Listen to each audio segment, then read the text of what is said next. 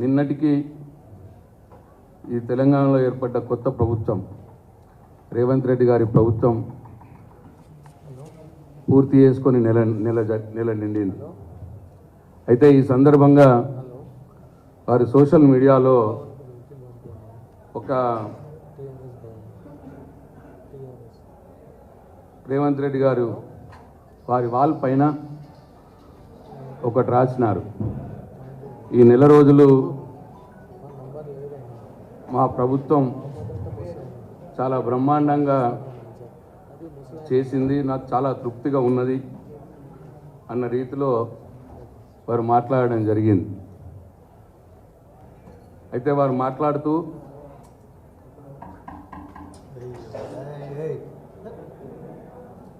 స్వేచ్ఛా స్వాతంత్రాలు ప్రజలకు ఇచ్చినాం, ప్రజల మాట వింటున్నాం అన్న మాట మాట్లాడినారు. చెప్పండి అది.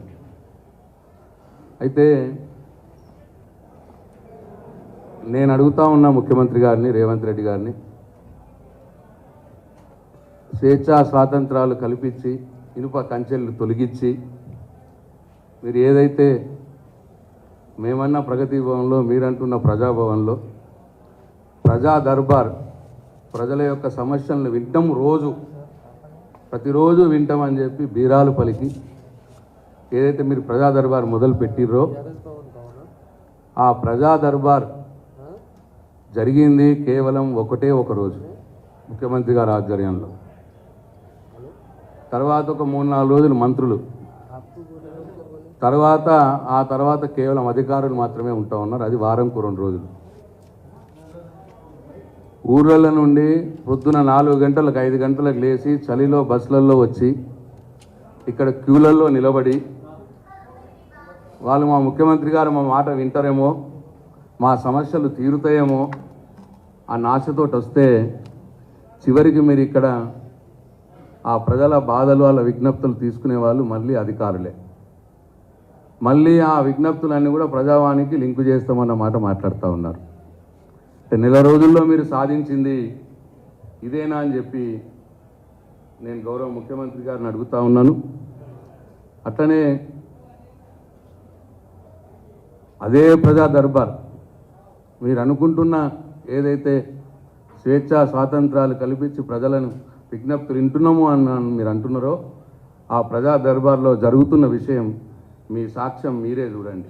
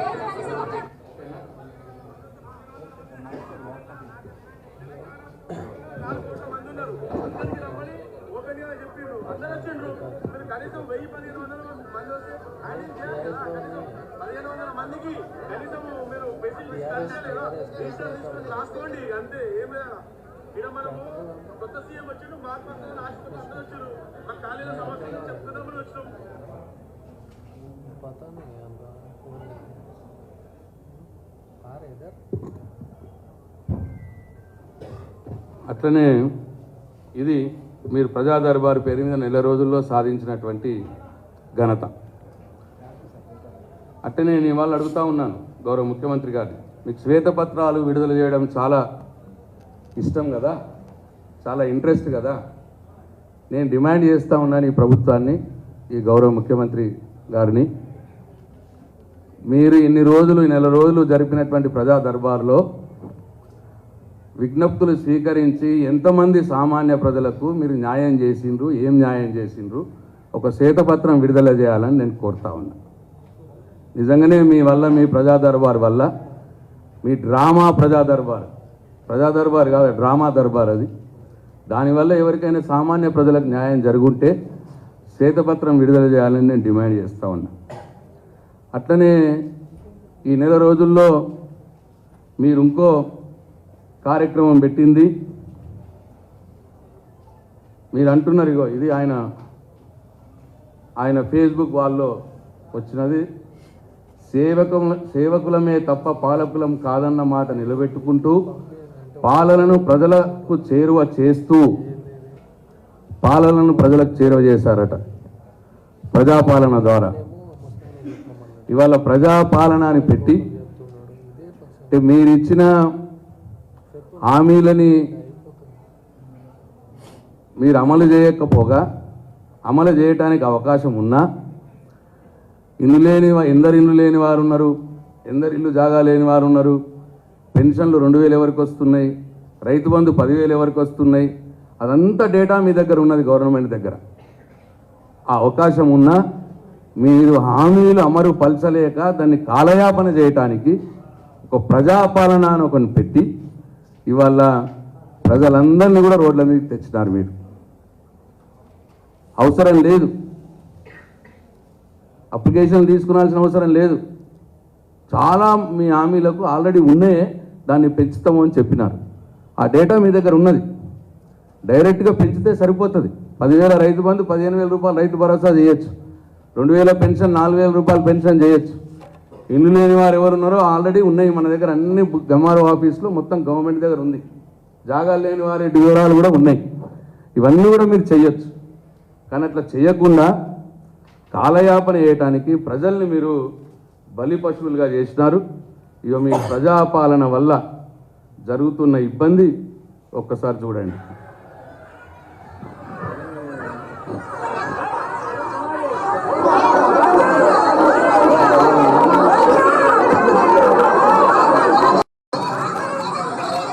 ఇట్లా దరఖాస్తులు అవసరం లేని వాటికి కూడా మీరు దరఖాస్తులు తీసుకొని కాలయాపన చేయడానికి ప్రజల్ని వాళ్ళ రోడ్ల మీకు తెచ్చినారు. ఇదే మీరు చేసింది నెల రోజుల పరిపాలనలో. అట్లనే ఇంకొకటి అన్నారు,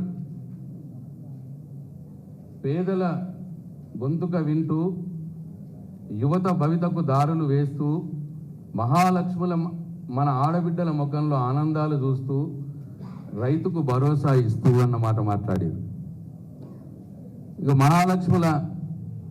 మహాలక్ష్మి ఉంది, దాంట్లో 3 అంటే మొత్తం 420 హామీలో ఇవాళ మీరు అమలు చేస్తున్నది ఒక మహాలక్ష్మి ఒకటే. మహాలక్ష్మిలో ఫ్రీ బస్సు ఒకటి, మహాలక్ష్మిలో ఆడవాళ్ళకు ఫ్రీ బస్సు ఉంది, 2,500 మహిళలకు పెన్షన్ ఉంది, అట్లనే 4,000 రూపాయల పెన్షన్ ఉంది.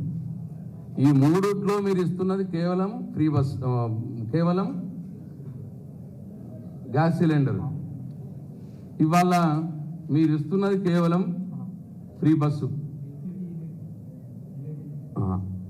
ఆ ఫ్రీ బస్సు దాని కథ ఎట్లున్నదో కూడా చూడండి. మీరు అనాలోచితంగా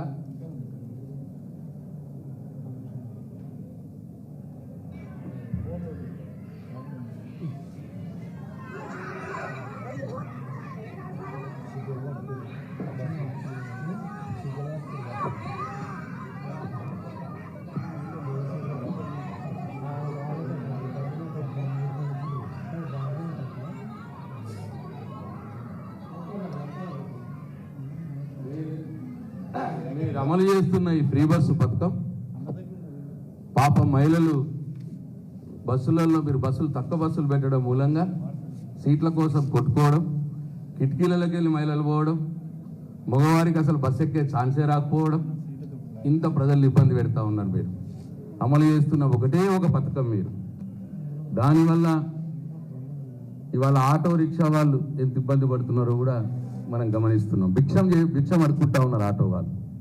నేను ఈ సందర్భంగా రేవంత్ రెడ్డి గారిని, ముఖ్యమంత్రి గారిని, ప్రభుత్వాన్ని డిమాండ్ చేస్తా ఉన్నా, ఆటో రిక్షా వాళ్ళకి నెలకు 15,000 రూపాయల ఆదాయం వచ్చే విధంగా మీరు ఏదైనా ఒక ఆలోచన చేయాలి. మేము టీఆర్ఎస్ పార్టీ పక్షాన్ని డిమాండ్ చేస్తూ ఉన్నాం. ఇక మీరు ఇది ఇంకొక పథకం, ఈ నెల రోజుల్లో మీరు సాధించిన ఘనత. ఆడవాళ్ళు బస్సులలో సీట్ల కోసం కొట్టుకోవడం, ఇబ్బంది పడడం మీరు పెట్టినటువంటి పథకం వల్ల. అట్లనే మీరు రైతులు అన్నారు, అట్లనే మీరు సిలిండర్ అన్నారు. ఇవాళ సిలిండర్ కూడా అతిగతి లేదు. ఇవాళ 2,500 పెన్షన్ అన్నారు, దాంట్లో మహాలక్ష్మి, అది అతిగతి లేదు. ఇవాళ ఆటో వాళ్ళని ఇబ్బంది పెడతా ఉన్నారు. అట్లనే ఇంకొక మాట అన్నారు, యువత భవిష్యత్తుకు దారులు వేస్తున్నాము అన్న మాట మాట్లాడారు. యువత భవిష్యత్తుకు దారులు వేస్తున్నదంటే 2 ఉంటాయి. ఒకటి, యువతకు ఉద్యోగ కల్పన చేయాలి. లేదు, ఉద్యోగ కల్పన చేయలేకపోతే ఆ యువతకు మీరు ఇచ్చిన హామీ ప్రకారం మీరు నిరుద్యోగ భృతి ఇవ్వాలి. ఇవాళ నిరుద్యోగులకు ఉద్యోగాలు కల్పిస్తున్నారా అనంటే ఈ నెల రోజుల్నే మీరు సాధించిన ఘనత. కార్నింగ్ అనే కంపెనీ 1000 కోట్లు పెట్టుబడి పెట్టే కంపెనీ మద్రాసుకి వెళ్ళిపోయింది. ఈ నెల రోజుల్లో మీరు సాధించిన ఘనత. అట్లనే ప్రపంచ ప్రఖ్యాతి గాంచినటువంటి ఫార్ములా రేస్, ఇది కూడా ఇవాళ రద్దయిపోయింది. దీనివల్ల తెలంగాణకు ఒక ఇమేజ్ వస్తుంది. ఆ ఇమేజ్ వల్ల కంపెనీలు వస్తాయి. ఆ కంపెనీలు రావడం మూలంగా నిరుద్యోగులకు ఉద్యోగం వస్తుంది. ఇవాళ అది కూడా మీరు నిలుపుకోలేకపోయినారు. ఈ నెల రోజుల్లో ఉద్యోగ కల్పన చేయలేకపోయినారు. ఉన్న ఉద్యోగ కల్పననే మీరు నిలుపుకోలేకపోయినారు. మళ్ళీ అట్లనే ఇవాళ నిరుద్యోగ భృతి అంటే ఇవాళ మరీ యూటర్న్ తీసుకుంటున్నారు. ఎక్కడ నిరుద్యోగ భృతి మేము అనలేదే అని అంటాడు బట్టి విక్రమార్క గారు. మరి దానికి ముఖ్యమంత్రి గారు కూడా, రేవంత్ రెడ్డి గారు దానికి సమాధానం లేదు. ఇవాళ నిరుద్యోగ భృతి సాక్షాత్తు ముఖ్యమంత్రి గారు ఆ రోజు వాళ్ళు ఉన్నప్పుడు ప్రియాంక గాంధీ గారు చెప్పినారు, ముఖ్యమంత్రి గారు చెప్పినారు. వాళ్ళ హామీలో మేము చెప్తున్న 420 హామీలో కూడా వాళ్ళది ఉన్నది. ఇవాళ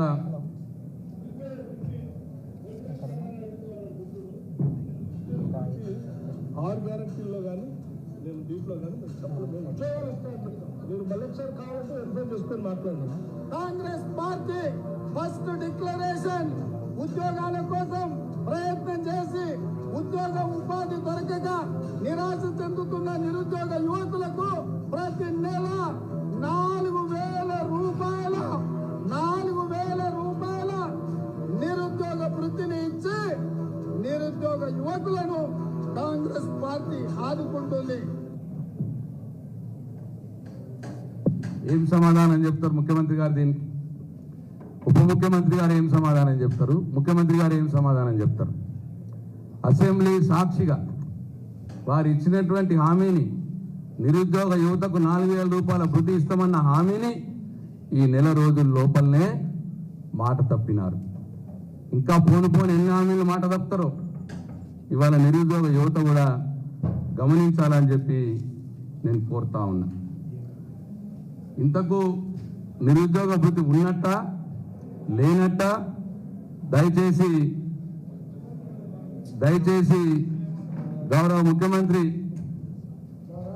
ముఖ్యమంత్రి రేవంత్ రెడ్డి గారు ఇమ్మీడియట్గా స్పందించాలని చెప్పి నేను కోరుతా ఉన్నా. మీ ఉప ముఖ్యమంత్రి గారు అసెంబ్లీలో ఉన్న మాటకు మీ సమాధానం ఏంది?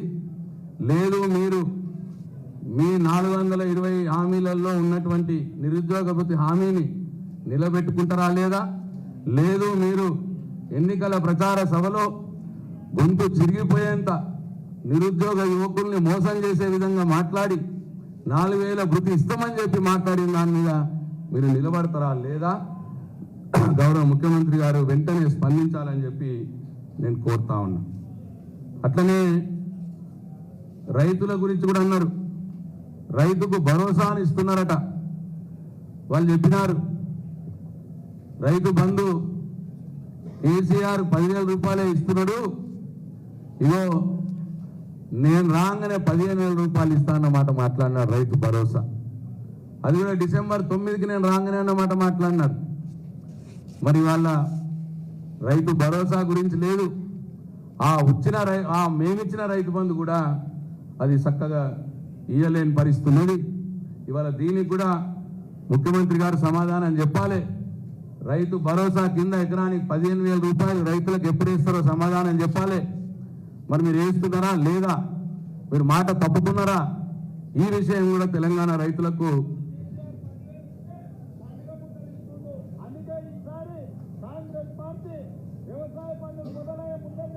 సంవత్సరానికి ప్రతి రైతుకు ఎకరాకు 15,000 రూపాయలు రైతు భరోసా పథకం కింద ప్రతి రైతును ఆదుకునే బాధ్యత కాంగ్రెస్ పార్టీ తీసుకుంటది.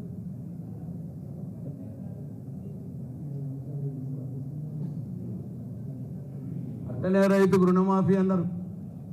రైతుకు భరోసానిస్తూ 15,000 రూపాయల పెట్టుబడి సాయం పండుగ మొదలే వేస్తామని చెప్పినాడు. పండుగ మొదలు మేము వేస్తున్నమాట, పండుగ ఖర్చు పెట్టుకుంటున్నారట రైతులు. వ్యవసాయం స్టార్ట్ చేసేటప్పుడే వేస్తాం మేము, పంట స్టార్ట్ చేసేటప్పుడు అన్నాడు. మరి వాళ్ళ ఈ రాష్ట్రంలో తుకాలు పడుతున్నాయా, నాట్లు వేస్తున్నారా లేదా, మరి వాళ్ళ ఈ సీజన్లో పంటలు స్టార్ట్ అయినాయా లేవా, మరి దయచేసి గౌరవ ముఖ్యమంత్రి గారు గమనించాలి. మరి అక్కడ రైతులు ఎదురు చూస్తూ ఉన్నారు, ఎప్పుడెప్పుడు మాకు వస్తుందా రైతు భరోసా 15,000 రూపాయలు ఎప్పుడు వస్తుందా అని ఎదురు చూస్తూ ఉన్నారు. ఇప్పటికి 1 ఎకరం లోపల మట్టికే వచ్చినాయి, అసలు ఎంతమందికి వచ్చినాయి, ఎంత ఇచ్చిర్రు, మీరు ఎందుకో శ్వేతపత్రం విడుదల చేయట్లేదు. ఎవ్రీడే అధికారులతోటి ఈ రోజు ఇంతమంది రైతులకు ఇన్ని ఎకరాలకు ఇంత డబ్బు ఇచ్చినాము అని ఎందుకు చెప్తలేరు, మేము పోయిన ప్రభుత్వంలో మేము చెప్పినట్టు అని చెప్పి నేను వాళ్ళు అడుగుతా ఉన్నా. ఇట్లనే రైతుకు ఇంకొక భరోసాగా 2 లక్షల రూపాయల రుణమాఫీ చేస్తామన్నారు. ఇంకా ఎవరైనా లోన్లు లేకపోతే పోయి తీసుకొచ్చుకోండి, నేను రాగానే డిసెంబర్ 9కి రుణమాఫీ చేస్తా అని చెప్పినాడు. అది కూడా ఒక్కసారి మీరు చూడాలని విజ్ఞప్తి చేస్తా ఉన్నా.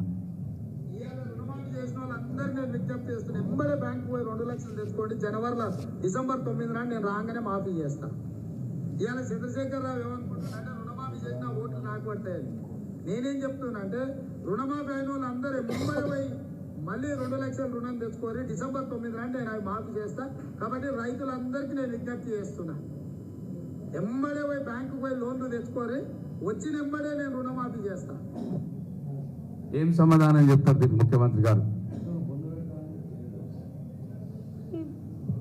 ఏం సమాధానం చెప్తారు ముఖ్యమంత్రి గారు? ఇవాళ రైతు భరోసా పేరు మీద ఇచ్చినటువంటి 15,000 రూపాయల రైతు భరోసా లేదు, 2 లక్షల రుణమాఫీ లేదు. అట్లనే ఇంకో మాట అన్నాడు ఆయన, పెట్టుబడులకు కట్టుబడి ఉన్నాం, పారిశ్రామికాభివృద్ధికి పెద్దపీట వేస్తూ నగరాల అభివృద్ధికి నగిశీలు చెక్కుతూ అని చెప్పి మాట మాట్లాడినాడు. మీరు ఇంతకుముందే చూసినాం, పెట్టుబడులు లేవు, ఉన్నాయి పోతా ఉన్నాయి. నగర అభివృద్ధి అంటున్నాడు. ఇగో ఫార్మా సిటీ, ఇవాళ గౌరవ ముఖ్యమంత్రి కేసీఆర్ గారు, ఇండస్ట్రియల్ మినిస్టర్ కేటీఆర్ గారు లక్షల ఉద్యోగాల కల్పన కోసం ఇవాళ ఫారెన్ ఎక్స్చేంజ్ మనకు ఫార్మా కంపెనీస్ ఇక్కడ వస్తే మరి వాళ్ళు ఎంతో అభివృద్ధి చెందే వీలుండే. ఫార్మా సిటీని అవగాహన రాహిత్యంగా ఒకసారి రద్దు చేస్తామన్నాడు, ఒకసారి ఫార్మా విలేజ్ అన్నాడు, ఇష్టం వచ్చినట్టు మాట్లాడుతూ ఉన్నారు.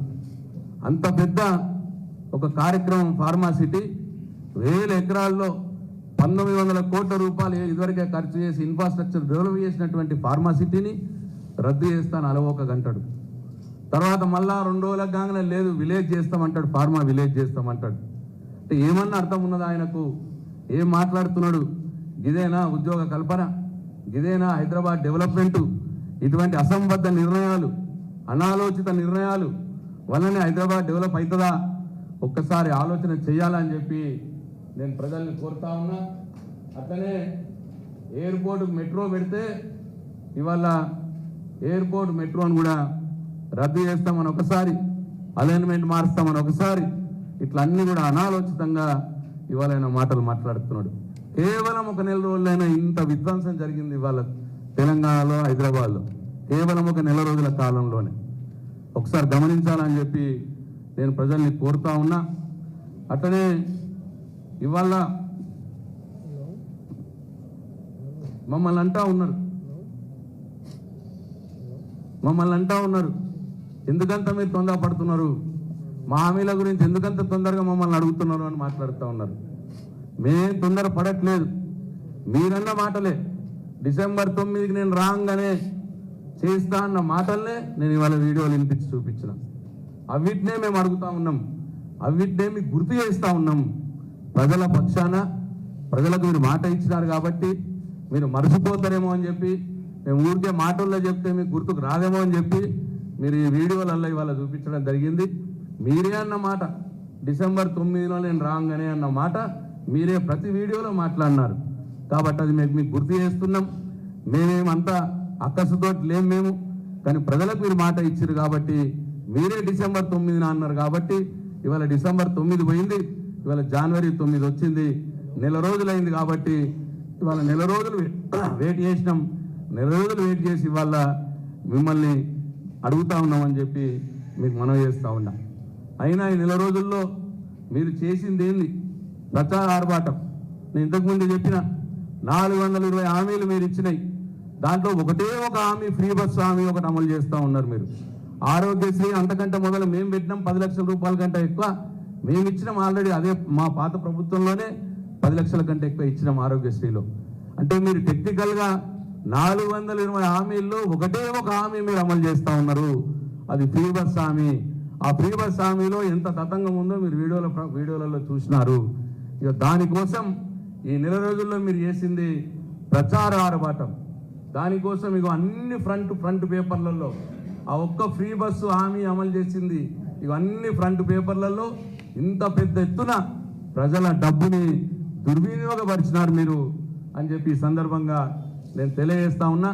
దయచేసి ప్రజలు గమనించాలి, ఫ్రీ బస్సు హామీ ఒకటే ఒకటి అమలు చేస్తూ ఇగో ఇంత పెద్ద ఎత్తున ప్రజల డబ్బును దుర్వినియోగం చేసినారు. వీటికైనా ఖర్చు ఆ ఫ్రీ బస్సు ఇవ్వడానికంటే తక్కువనే అవుతుందేమో, ఫ్రీ బస్సుకే తక్కువ అవుతుందేమో. ఇగో వీళ్ళు ప్రచార ఆర్భాటాలు అడ్వర్టైజ్మెంట్లకు ఇచ్చిందే ఎక్కువ అవుతుందేమో అన్న డౌట్ ఉంది. కాబట్టి అట్లనే ప్రజల్ని ఈ నెల రోజుల్లో మీరు సాధించింది, మీరు మార్పు తెచ్చింది, ప్రజల్ని రోడ్ల మీద తేవడం, ప్రచార ఆర్భాటాలపై ప్రజల డబ్బును వృధా చేయడం, అట్లనే ప్రతిదానికి గత ప్రభుత్వాన్ని, గత ముఖ్యమంత్రిని, గత మంత్రుల్ని బురద చల్లడం, వాళ్ళ మీద బురద చల్లడం, ఎంక్వైరీలు అనుకుంటూ కాలయాపన చేయడం, ఇద్దప్పిస్తే మీరు నెల రోజులు చేసిందేం లేదు. అట్లనే ఇంకొక మేమేదైతే గత ప్రభుత్వ హయాంలో దళితుల కోసం దళిత బంధు తీసుకొచ్చినాం, అట్లనే బీసీల కోసం బీసీ బంధు తీసుకొచ్చినాం, అట్లనే గొర్రెల పెంపకదారుల గొర్రెలు ఇచ్చినాం, ఇట్లా పేదవారి గృహలక్ష్మి ఇచ్చినాం, ఇల్లు కట్టుకోవడానికి 3 లక్షల రూపాయలు. అట్లా ఇటు అనేక పేదల కోసం మేము మంజూరు చేసినటువంటి పథకాల్ని మొత్తం రద్దు చేసారు. మీ నెలలో మీరు చేసిందేం లేదు, కొత్తగా ఒక్కటి ఇచ్చింది లేదు.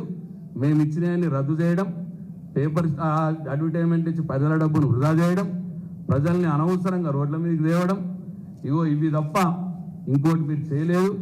అట్లనే ఇంకోటి రద్దు చేస్తారట, కొత్త జిల్లాల ఏర్పాటును కూడా రద్దు చేస్తారట. కొత్త జిల్లాలు కూడా అవసరం లేదు అని ఒక ముఖ్యమంత్రి ఒక టీవీ ఛానల్ దగ్గర ఆయన మాట్లాడుతూ ఉన్నాడు. ఇంత మెయిన్ పాలసీ మ్యాటర్ అది, ఇంత ముఖ్యమైన విషయం అది. ఒక టీవీ ఛానల్లో టీవీ డిబేట్లో పోయి మాట్లాడే మాటన ఒకసారి ప్రజలు గమనించాలని చెప్పి నేను కోరుతా ఉన్నా. ఆనాటి ముఖ్యమంత్రి గారు కేసీఆర్ గారు పరిపాలన వికేంద్రీకరణ కోసం ప్రజల ముందుకే ప్రభుత్వం పోవాలి, పనులు జరగాలి, చిన్న జిల్లాలుంటే వ్యక్తిగతంగా టార్గెట్ చేయొచ్చు, కలెక్టర్లు బాగా పనిచేయడానికి వీలుంటుందని చెప్పి వారు 33 జిల్లాలు ఏర్పాటు చేసినారు. 33 జిల్లాలు ఏర్పాటు కాలే, ఆ 33 జిల్లాలతో పాటు ఇవాళ రెవెన్యూ డివిజన్లు కొత్తగా ఏర్పాటైనాయి, మండలాలు కొత్తగా ఏర్పాటైనాయి, గ్రామాలు కొత్తగా ఏర్పాటైనాయి. ప్రజల ముందటికే పరిపాలన పోయింది. ఇవాళ ప్రపంచమంతా మొత్తం కూడా వికేంద్రీకరణ జరగాలని అంటది, డీసెంట్రలైజేషన్ జరగాలని అంటది మొత్తం ప్రపంచవ్యాప్తంగా. కానీ ముఖ్యమంత్రి గారు రేవంత్ రెడ్డి గారు మళ్ళీ తన ఫిడలిస్ట్ భావాల్ని బయటపెట్టి ఆ వికేంద్రీకరణను మళ్ళీ మొత్తంకే ఇవాళ జిల్లాని నేను తక్కువ చేస్తా అన్నమాట మాట్లాడుతూ ఉన్నారు.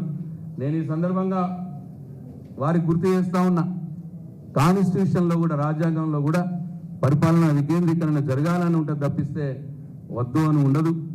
కాంగ్రెస్ పార్టీ వారు మొదటి నుంచి కూడా పంచాయతీరాజ్ వ్యవస్థ ఇచ్చినారు, పరిపాలన వికేంద్రీకరణ.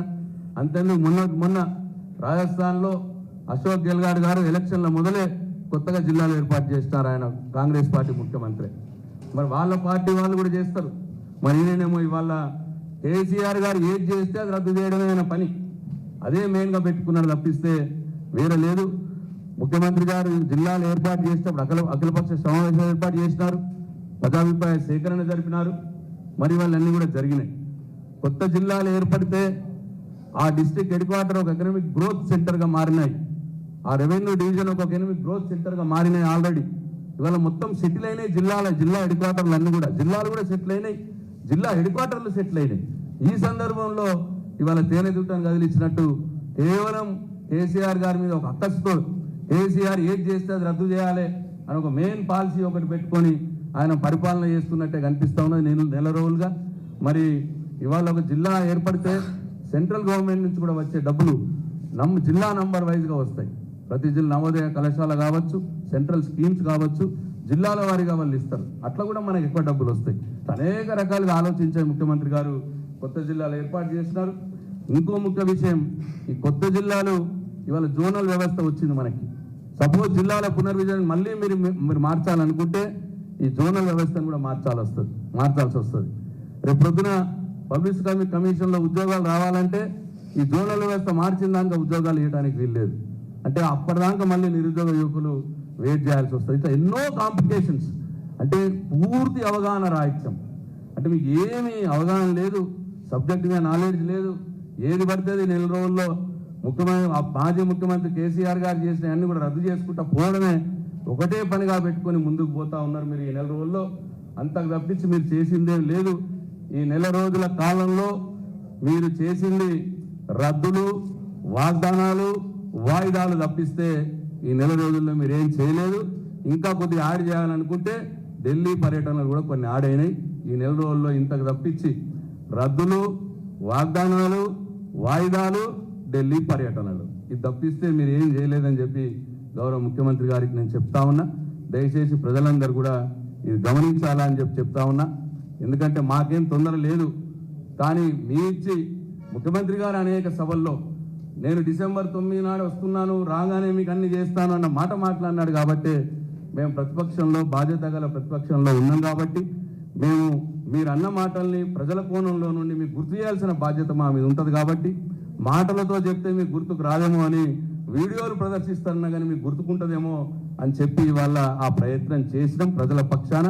అంతే తప్పిస్తే మీకు మీ మీద మాకేం అక్కసు లేదు, మాకేం తొందర లేదు. ప్రజలకు బాగు జరగాలనే మా కోరిక, అదే మేము గుర్తు చేస్తున్నామని చెప్పి మనం చేస్తా ఉంటాం.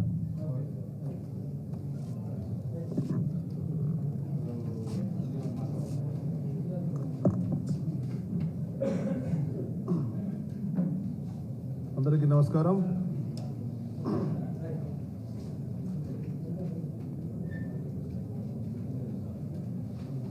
తెలంగాణ భవన్లో నిజామాబాద్ పార్లమెంట్ అదేవిధంగా అసెంబ్లీ ఎన్నికల సమీక్ష సమావేశాన్ని మా వర్కింగ్ ప్రెసిడెంట్ సోదరులు కేటీ రామారావు గారు నిర్వహించిన సందర్భంగా దాదాపు 6 గంటల సమయం ఈ సమీక్ష జరిగింది. 6 గంటల సమయంలో మా పార్టీ నాయకులు అదేవిధంగా పార్టీ శ్రేణులు వారందరూ కూడా కోరినటువంటిది తెలంగాణ ఉద్యమ సమయంలో పెద్దలు కేసీఆర్ గారితో పాటు నాయకులందరూ ఉద్యమకారులతో కలిసిపోయిన అనుభవం ఉన్నది. కానీ ప్రభుత్వ పరిపాలన సమయంలో అనుకున్న విధంగా పార్టీకి సమయం ఇవ్వలేనటువంటి భావన వచ్చినప్పుడు తెలంగాణ రాష్ట్రం ఏర్పడ్డ తొలినాళ్లలో అన్ని విధాలుగా ఇబ్బందులలో ఉన్నాము, తెలంగాణ సమగ్ర అభివృద్ధి కొరకు నిరంతరం పాటుపడాలనేటువంటి ఆలోచనతో భారతదేశంలోనే 2-3 రాష్ట్రాలు ఎదిగిన రాష్ట్రాల్లో ఉండే విధంగా సమయం ఇవ్వడంతో అనుకున్న విధంగా ప్రజలలో ప్రభుత్వ పరిపాలన తీసుకెళ్ళినా కానీ పార్టీకి మాత్రం సమయం కొంత ఇవ్వలేనటువంటి మాట వారు ఒప్పుకోవడం జరిగింది. రాబోయే కాలంలో అత్యంత ప్రాధాన్యంగా పార్టీ శ్రేణులకు నాయకత్వానికి తెలంగాణ భవన్లో అందుబాటులో పెద్ద కేసీఆర్ సహా అందరం ఉంటామనేటువంటి మాట కూడా ఇవ్వడం మా పార్టీ శ్రేణులలో ఎంతో నింపినట్టుగా తెలియజేస్తూ పార్టీ పరిషత్ చర్యలు చేపట్టడంతో పాటు ఉద్యమ నేపథ్యం ఉన్నటువంటి పార్టీ శ్రేణులందరూ చెప్పినట్టు అత్యంత ప్రాధాన్యాంశం పిరికడు మదితో ప్రారంభించినటువంటి టీఆర్ఎస్ పార్టీ తెలంగాణ సాధనల అగ్రభాగాలు ఉన్నాం. ఇవాళ మనం ప్రతిపక్షంతో మాత్రాన ఎటువంటి అదురుబెదురు లేకుండా పోరాట ఉద్యమ చరిత్రటువంటి పార్టీగా మనం కథన రంగంలో ఉందామని చెప్పని ప్రజాక్షేత్రంలో ఉండి ప్రజల పక్షాన ఉందామనేటువంటి మాటకు అనుగుణంగా వారు చెప్పినప్పుడు చాలా గర్వం అనిపించింది మా అందరికి కూడా. అది ఈ ప్రభుత్వం ఇచ్చినటువంటి హామీలు వాళ్ళు నెరవేర్చేటువంటి క్రమంలో చెప్పినటువంటి సమయానికి అనుగుణంగా వారు నెరవేరుస్తుంటే మాత్రం మేమందరం అప్రిషియేట్ చేయాలని చెప్పని, ఒకవేళ నెరవేర్చినప్పుడు ప్రజల పక్షాన్ని నిలదీయాలనేటువంటి కార్యక్రమానికి ఇవాళ మేము నిర్వహించడం జరిగింది. దీనికి తోడుగా ఈరోజు రాష్ట్ర ప్రభుత్వం పదే పదే చెప్తున్నటువంటిది 6th గ్యారెంటీస్ అని చెప్పని. వాస్తవంగా వాళ్ళు ఇచ్చింది 19 రాష్ట్ర ప్రభుత్వ విభాగాలలో ఇతర సమస్యలతో పాటు లెక్క తీస్తే 420 హామీలు ఇవ్వడం జరిగింది. 400 ఇచ్చినటువంటి హామీలన్నీ ప్రజలు నమ్మిర్రు కనుక వీటిని అమలు చేసే బాధ్యత కాంగ్రెస్ ప్రభుత్వం మీద ఉంది. కాంగ్రెస్ పార్టీ కళ్ళబొల్లి కబుర్లు చెప్పి మేము 6 గ్యారెంటీలు అని చెప్పని మభ్య పెట్టి మసిపూసే కరడుకరంగా చేస్తుంది కనుక ఎట్టి పరిస్థితుల్లో 420 హామీలను అమలు చేసేటువంటి బాధ్యత ప్రభుత్వం తీసుకోవాల్సిందే. ఆ ప్రభుత్వం తీసుకునేంత వరకు పార్టీ పక్షాన నిలదీయాలనేటువంటి మాట కూడా మాటలు జరిగింది. ఉదాహరణ ఒకనాడు పెద్దలు కేసీఆర్ ఒక మాట చెప్పడం జరిగింది, కాంగ్రెస్ పార్టీ వేలంలో ఏ విధంగా అయితే ఒక వస్తువును కొంటామో ప్రభుత్వ పరిపాలన పగ్గాలు చేపడాలి చూస్తున్నాయని చెప్పని అది స్పష్టంగా ఇవాళ కనబడుతున్నది. వాళ్ళ అధికారంలోకి వచ్చిన తర్వాత ఈ నెల రోజులలో కేవలం నెల రోజులలో 5 సార్లు ముఖ్యమంత్రి ఢిల్లీకి వెళ్ళిండు అని చెప్పంటే ఎంత బలహీన ముఖ్యమంత్రి మనకి ఇవాళ అర్థమవుతున్నది. కేంద్ర ప్రభుత్వం దగ్గరికి వెళ్ళినటువంటి ముఖ్యమంత్రి తొలి ప్రయత్నంగా ఏదైతే పాలమూరు ఎత్తిపోతల పథకం ఉందో దానికి సంబంధించింది జాతీయ ప్రైవేట్ హోదా ఇస్తామని చెప్పినటువంటి మాట ప్రజలలో అనేక సజపరిగింది. మొట్టమొదటి సమావేశంలోనే కేంద్ర ప్రభుత్వం ఇవ్వని చెప్పంటే నోరెళ్ళబెట్ట పరిస్థితి వచ్చింది. కానీ కేంద్ర ప్రభుత్వం నిర్ణయానికి అవసరమైతే అఖిలపక్షం ఏర్పాటు చేయండి, అన్ని పార్టీలు పిలవండి, అన్ని పార్టీల సహకారం తీసుకోండి. కేంద్ర ప్రభుత్వం దగ్గర మన తెలంగాణ గలవిప్పే విధంగా ఉండాలి. కానీ వారు నోళ్ళు పెట్టొచ్చేటువంటి పరిస్థితి అలా కనబడింది అంటే అనుభవరాహితున్నటువంటి ప్రభుత్వంగా స్పష్టంగా ఇవాళ కనబడుతున్నది. ఈ అనుభవం లేని ముఖ్యమంత్రి వాళ్ళ ఈ నమ్ముకున్నటువంటి ప్రజానికానికి అన్యాయం జరగద్దని చెప్పని ప్రజల పక్షాన ఉండాలని చెప్పని ఇవాళ టీఆర్ఎస్ పార్టీ బీఆర్ఎస్ పార్టీ నిర్ణయించుకున్నది. దానికి అనుగుణంగా ప్రజాక్షేత్రంలో ఉండడానికి మా పార్టీ కార్యకర్తలు కార్యముఖులవుతున్నారు. రాబోయేటువంటి పార్లమెంట్ ఎన్నికలలో ఏ విధంగా అయితే మనం ఈ ఎన్నికలలో ఇబ్బంది పడ్డామో అటువంటి ఇబ్బందులు రాకుండా నిజామాబాద్ పార్లమెంటు స్థానాన్ని మేమందరం కలిసికట్టుగా ఉండి దాన్ని సాధించి పెద్ద కేసీఆర్ గారికి కానుక ఇవ్వాలని చెప్పినటువంటి నిర్ణయం వచ్చినట్టు సందర్భంగా తెలియజేస్తున్నాం. ధన్యవాదాలు.